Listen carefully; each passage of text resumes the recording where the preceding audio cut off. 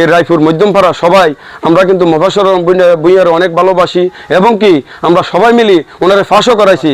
আমরা 7 নং ওয়ার্ডের দৌলতপুর থেকে আমাদের এটাই আবেদন, আমাদের রাস্তাটা বেশি বড় না, ছোটোখাটোভাবে যেভাবে মানুষ চলাচল করতে পারে এইভাবে আমাদের এই রাস্তাটা করে দেওয়া হোক।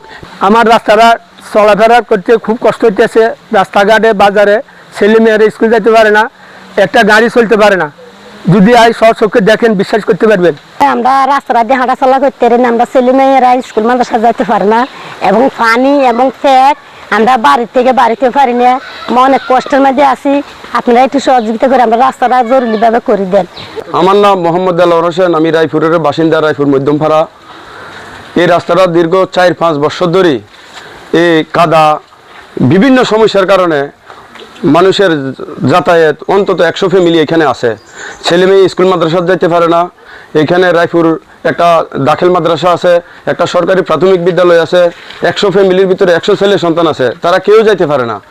কিন্তু অনেক চেয়ারম্যান, মেম্বার, নেতা, বিভিন্ন লোকের সাথে অনেক যোগাযোগ করছি, করার পরে অনেক কষ্টের বিনিময়ে মাত্র 100 ফুট তাহের মেম্বার, আমাদের 7 নং ওয়ার্ডের তাহের মেম্বারে 100 ফুট রাস্তাটা করে দিছে। কিন্তু রাস্তাটা আমরা ময়মুরবি নিয়া গ্রামের সর্দার নিয়ে আমরা মাপছি 466 ফুট রাস্তাটা হয়েছে, এর ভিতরে মাত্র 100 ফুট হয়েছে। যে জায়গাটা 100 ফুট করার দরকার নাই এটা করছে, আর যেটা করার দরকার এই জায়গাটা কিন্তু করে নাই তারা। বৃষ্টি হলে কি ধরনের সমস্যা, মানুষ তো চলাচল কি এক গরু ছাগল এখান দিয়ে চলাচল করতে পারে না। জোরালো আবেদন এটি আমাদের কুমিল্লা 10 আসনের যে মোফাজ্জল আলম ভূঁইয়া এমপি, ওনার কাছে আবেদন, লালমাই উপজেলার যে টিউনু শহর আছে ওনার সাথে যোগাযোগ করি, সজমিনে এই জায়গাতে আসি, এগুলো দেখি, এরপরে সঠিকভাবে আমরা কাজটা যেন খুবই দ্রুতভাবে করা হয়। আমরা এই রাস্তা দিয়ে স্কুল যাই, যখন বৃষ্টি হয় আমরা কাদার জন্য যেতে পারি না। রাস্তাটা যেন আমাদের কাছে করে দেয়। রাস্তাটা তো আদিও হ্যাঁ, মানুষের চলাফেরা করতে বহুত কষ্ট, গাড়িটা করলে উপকার হবো, মানুষ চলাচল করতে ভালো হইবে। এটা মেয়েগুলো তো আদিও হাঁটায় যে আরো না জানা মহল্লা বাড়ি হইতে রাস্তা বড় রাস্তা পর্যন্ত 100 ফ্যামিলি আছে। এরপরে বাইরের লোক তো গাড়ি ঢুকে বুঝে না, আই আনা হিরি যায়। রাস্তাটা প্রায় আমরা 3-4 বার মাপ দিছি, বুঝছেন কি গেছি মাপ দিচ্ছে, উপজেলা থেকে লোক আছে, হেরা কোনো খোঁজ খবর নেয় না। ওই মাথা দিয়ে একটু করছে বাজে পর্যন্ত। আমি এসেছি সৌদি আরব প্রবাসী বিদেশ থেকে। এখন বাড়ির যে ঢুকার যে রাস্তা চলাচল এগুলো সব বহুত বিপজ্জনক সমস্যা।